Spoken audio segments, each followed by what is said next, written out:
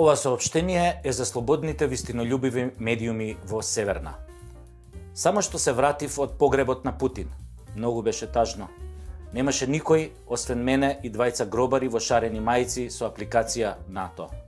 Имаше до души едно кученце, ко кафеаво глуварче.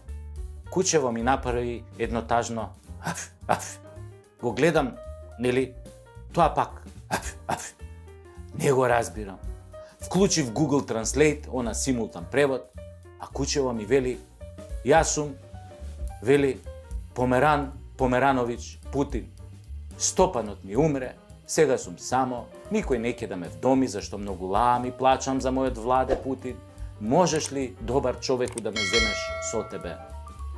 Види бе, Померановиќ, му викам, нема шанси.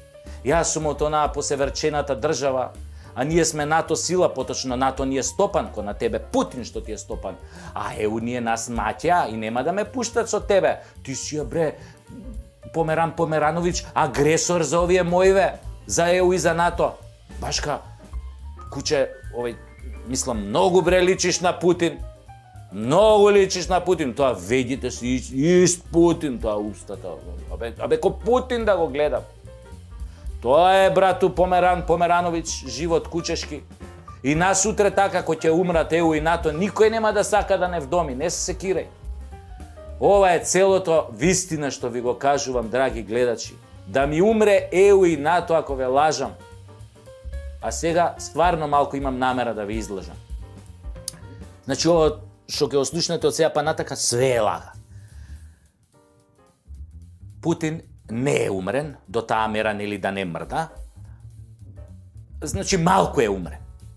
И сега он кога го освои Мариупол, зароби преку 40 француски платеници инструктори, па британски, па американски, па тама некој од Африка зароби. А тие држави чутат или негираат?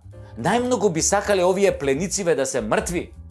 Но Путин ги чува за да покаже на светот против кого војувал. А тоа не е украинскиот народ. Има докази за биолабораториите на Пентагон не само во Украина, што се туку и во Грузија и на Тајван. Таму, например, на Тајван, да ти се праеле сипаници смртоносни ко чума, над 95% смртност. Кинезите, кои ќе ги лапнат овие докази, море ќе ги лапнат ко Тулумба. И шо мислите, шо ќе се случи со кинезите, бе? Абе, правец Тајван! Па после, нели велат, Путин ќе одговара во Хаг. Па не знам баш кој ќе ги презентира сите докази, дали некој нормален ќе помисли на Хаг. Второ, нема таква сила која ќе го испорача него во Хаг. Русите го сакаат Путин, верувале вие или не. Иако ја се лажам дека го сакаат. Бе, многу го мразат тоа русите. Само 85% од нив го сакаат. Мислам, за умрен човек не е лошо. Ете, финците решија во НАТО, а Путин реши елитни единици за нуклеарки да ги помести 1000 километри понапред на самата финска граница.